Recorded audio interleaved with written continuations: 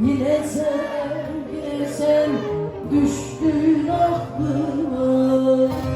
İlaçlar sönmesin, bitmeyen şu çilemlere vermeden, bitmeyen şu çile. Aşkım dinlemez, maziye hayale tam. Yine sen düştün aklıma, maziye hayale kanlandım belki.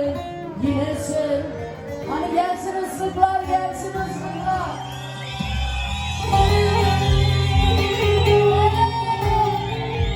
Harikasınız. Teşekkürler.